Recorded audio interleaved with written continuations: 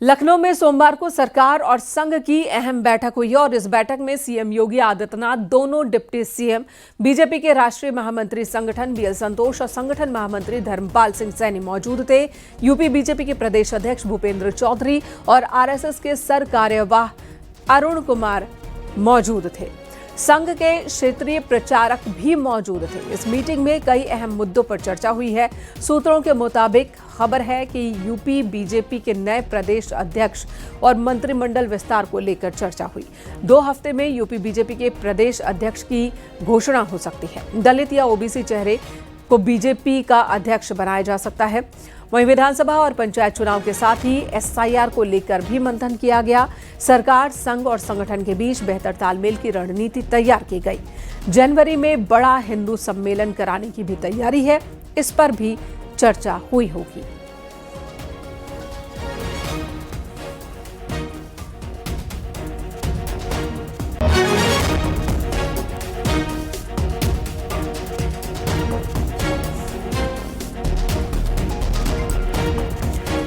संकेत मिश्रा इस वक्त हमारे साथ जुड़ गए, हमारे सहयोगी लखनऊ से।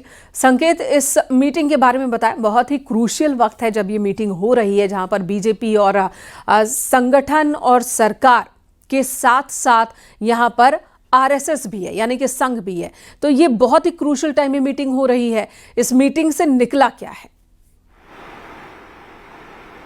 बिल्कुल जाहिर सी बात है, जो ये बैठक हुई और इस बैठक में आरएसएस की तरफ से वो शख्स मौजूद थे जो उत्तर प्रदेश में भाजपा के साथ में आरएसएस के समन्वय का काम कर रहे हैं, जिनको आधिकारिक रूप से जिम्मेदारी दी गई है आरएसएस के सह कार्यवाह अरुण कुमार आरएसएस के सह कार्यवाह हैं और उत्तर प्रदेश भाजपा संगठन के और सरकार के साथ उनकी समन्वय की आधिकारिक जिम्मेदारी है।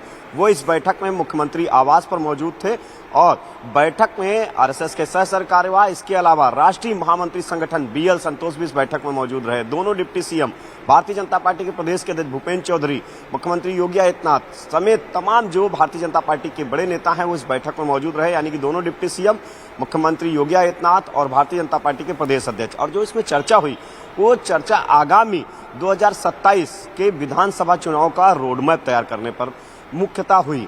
इसमें जो अलग अलग बिंदु थे, चाहे लखनऊ में एक बड़ा विराट हिंदू सम्मेलन कराने की चर्चा हुई और लगातार पूरे उत्तर प्रदेश में हिंदू सम्मेलन कराने की रणनीति बनी। दरअसल पीडीए के इस काट के लिए आरएसएस और भारतीय जनता पार्टी जुटे हुए हैं और उसके लिए जो जातियों में बटा हिंदू समाज है उसको एक साथ जब भी सरकार करना है, वही दूसरी तरफ प्रदेश संकेत आवाज मिल रही है आपको?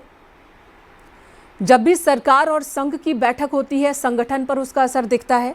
संगठन और संघ की बैठक होती है, सरकार पर असर दिखता है। तो आज की मीटिंग, और बहुत कम वक्त रह गया है जब बीजेपी प्रदेश अध्यक्ष का फैसला होना है, क्या इसे लेकर भी चर्चा हुई होगी? कोई पसंदीदा चेहरा जो संघ की ओर से रखा गया?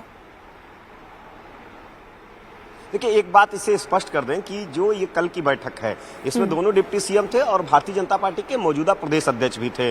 तो ऐसे में प्रदेश अध्यक्ष का जो विषय है, जरूर चर्चा प्रदेश अध्यक्ष को लेकर बातचीत हुई है, लेकिन जो प्रदेश अध्यक्ष के नाम फाइनल होने की बात है वो पिछले दिनों विनोद तावड़े आए थे। उनको आधिकारिक रूप से केंद्रीय नेतृत्व ने प्रदेश अध्यक्ष के नाम लाने की जिम्मेदारी दी थी और वो यहां से चर्चा करके नाम 5 ले गए थे पैनल में, और उसके बाद लगातार प्रदेश अध्यक्ष का निर्वाचन उत्तर प्रदेश में टल रहा है।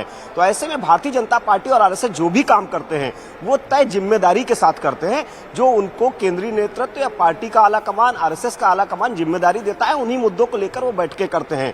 इसमें जो ये कल की बैठक है, 2027 का रोडमैप तैयार हुआ कि इस रोडमैप से आगे बढ़ना है और इस रणनीति पर काम करना है। वहीं दूसरी तरफ प्रदेश अध्यक्ष का जो नाम को लेकर और मंत्रिमंडल विस्तार को लेकर चर्चा जरूर संभव है, बातचीत हुई है, लेकिन उस दिशा में वो गंभीर बातचीत की पैनल में नाम यहां से कल की बैठक से निकले हैं, ऐसी चर्चा कल नहीं हुई है। वजह साफ है कि राष्ट्रीय महामंत्री विनोद तावड़े को पहले ही जिम्मेदारी दी जा चुकी थी और वो उत्तर प्रदेश से नाम ले जा चुके हैं। 5 नामों का पैनल ले जा चुके हैं और जिस बैठक में भारतीय जनता पार्टी के खुद प्रदेश के अध्यक्ष मौजूद हों, दोनों डिप्टी सीएम मौजूद हों, मुख्यमंत्री योगी आदित्यनाथ मौजूद हों और आरएसएस के सह कार्यवाह मौजूद हों, वहां पर जाहिर सी बात है कि ओवरऑल चर्चा होगी। वो 2027 के अलग अलग विषयों पर चर्चा हुई है। इस रणनीति के तहत संगठन और सरकार की इस बैठक में अलग अलग विषयों पर चर्चा हुई। फोकस है 2027 का विधानसभा चुनाव। धन्यवाद आपका संकेत, इस वक्त पूरी जानकारी देने के लिए। और अगली खबर का रुख कर लेते हैं। लखनऊ में आज योगी कैबिनेट की बैठक होनी है। सुबह 11 बजे लोक भवन में यह मीटिंग होगी। 20 प्रस्तावों पर मुहर लग सकती है, इस तरह की खबर आ रही है। इन 20 प्रस्तावों में अयोध्या में मंदिर संग्रहालय बनाने का प्रस्ताव भी लाया जा सकता है। इसका ऐलान, इसका जिक्र पहले ही किया गया था, लेकिन अब इसे लेकर एक प्रस्ताव लाया जा सकता है कैबिनेट में और उसे स्वीकृति भी दी जा सकती है, जिसके बाद अयोध्या में मंदिर संग्रहालय पर काम की शुरुआत हो जाएगी। मंदिर का काम पूरा हो चुका है और अब म्यूजियम के काम की शुरुआत होनी है। खेलकूद, पर्यटन, अवस्थापना और औद्योगिक विकास, कारागार, लोक निर्माण विभाग की ओर से भी प्रस्ताव आ सकते हैं। शीतकालीन सत्र की भी घोषणा हो सकती है।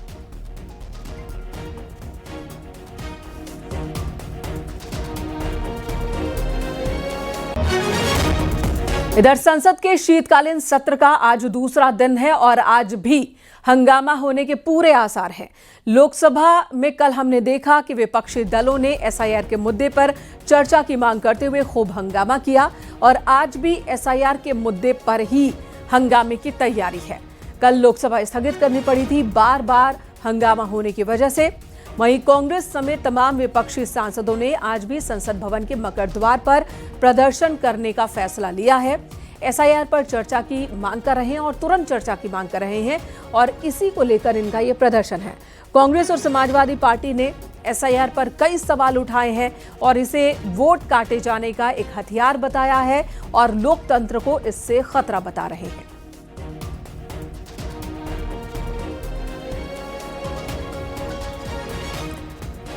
द नेशनल हेराल्ड केस में राहुल गांधी और सोनिया गांधी के खिलाफ दर्ज मुकदमे को लेकर कांग्रेस पूर्व नेता आचार्य प्रमोद कृष्णम ने तंज कसा है। उन्होंने कहा कि कर्म का फल मिलना जरूरी है, गलत किया तो सजा भुगतनी ही होगी। वहीं एसआईआर को लेकर उन्होंने कहा कि कांग्रेस हर उस फैसले का विरोध करती है जो देश के हित में हो। जरूरी है, अगर कुछ गलत किया है तो सजा भोगनी पड़ेगी, लेकिन ये जांच का विषय है। भारत में एक स्वस्थ और सशक्त न्यायपालिका है, तो मेरा पूरा भरोसा है कि सोनिया गांधी जी को, राहुल गांधी जी को न्याय मिलेगा। कांग्रेस पार्टी एसआईआर का विरोध कर रही है।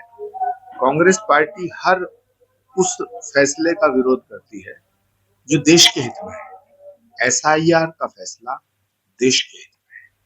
कांग्रेस पार्टी की आदत बन गई है कि वो देश के खिलाफ बातों का समर्थन करती है और देश के पक्ष में जो फैसले होते हैं, भारत की एकता और भारत के लोकतंत्र के लिए एसआईआर जरूरी है। आज होनी है शुरुआत काशी तमिल संगमम की। शाम 5 बजे इसका उद्घाटन होगा। सीएम योगी आदित्यनाथ और केंद्रीय मंत्री धर्मेंद्र प्रधान नमो घाट पर संगमम की शुरुआत करेंगे। 15 दिनों तक चलने वाला ये कार्यक्रम, जिसमें दक्षिण भारत और उत्तर भारत के परंपराओं का संगम दिखेगा।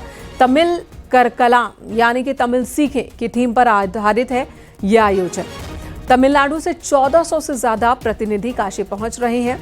काशी और तमिलनाडु के पारंपरिक कलाकार काशी तमिल संगमम में भारतीय संस्कृति का अद्भुत संगम प्रस्तुत करेंगे।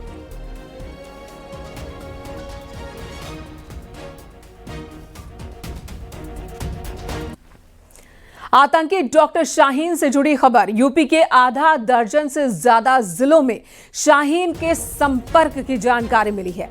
सूत्रों के हवाले से यह बड़ी खबर आ रही है। कई जिलों की महिलाओं के संपर्क में थी शाहीन। 9 युवतियों का शाहीन से सामना हुआ था। वहीं 2013 के बाद से यूपी के कई जिलों में इसकी मूवमेंट रही है।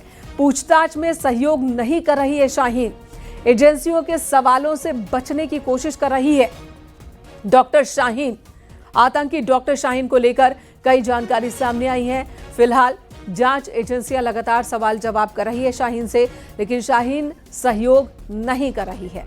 जो जानकारी जांच एजेंसियों ने जुटाई है उसके मुताबिक 2013 के बाद से यूपी के कई जिलों में शाहीन की मूवमेंट रही थी और इस दौरान उसने कई महिलाओं को खुद से जोड़ा था, अपने नेटवर्क से जोड़ा था। 30 महिलाओं की एक लिस्ट जांच एजेंसियों के हाथ लगी थी, उनसे पूछताछ चल रही है, उनकी पहचान चल रही है।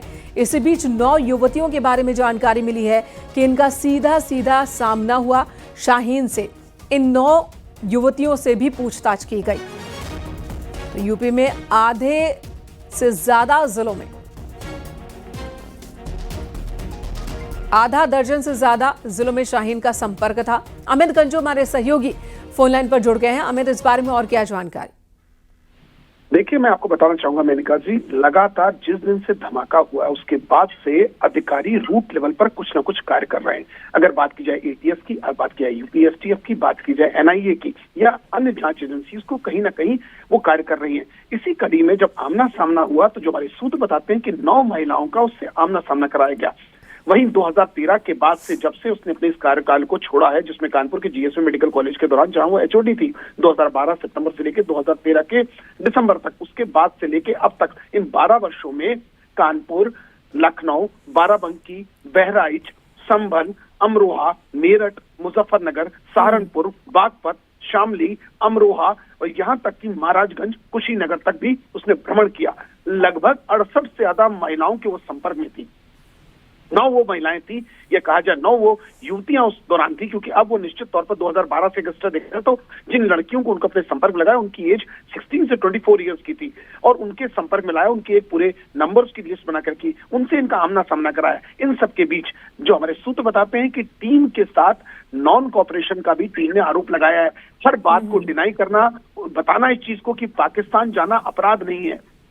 आप उसका साहस देखिए उस महिला का कि उसने कहा पाकिस्तान जाना अपराध नहीं, पाकिस्तान में रिश्तेदार होना अपराध नहीं है।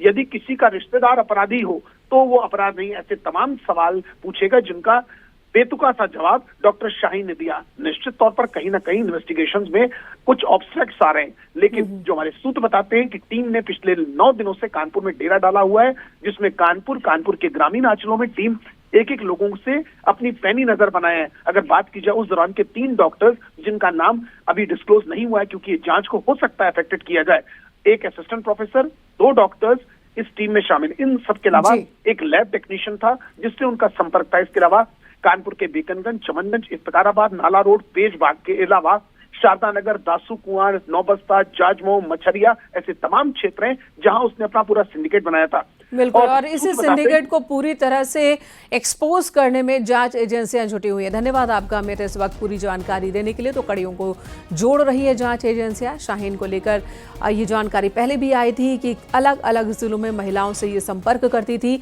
और वो जो भी लड़की या जो भी महिला जिसके जहन में सरकार के खिलाफ थोड़ी भी बात हो, उसे बढ़ावा दे करके अपने नेटवर्क से जोड़ने की मुहिम में जुटी हुई थी।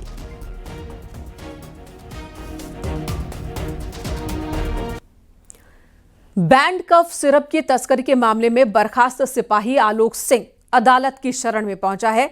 आलोक ने लखनऊ कोर्ट में एक याचिका दाखिल की है। सरेंडर करने की अर्जी उसने दाखिल की है। एसटीएफ ने आलोक के खिलाफ लुकआउट सर्कुलर जारी किया है। आलोक सिंह के साथ ही आजमगढ़ के रहने वाले विकास सिंह के खिलाफ भी लुकआउट सर्कुलर जारी हुआ है।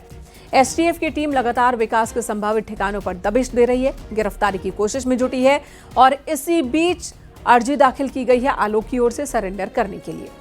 आजमगढ़ जिले के नरवे गांव में भी एसटीएफ की टीम ने दबिश दिया है।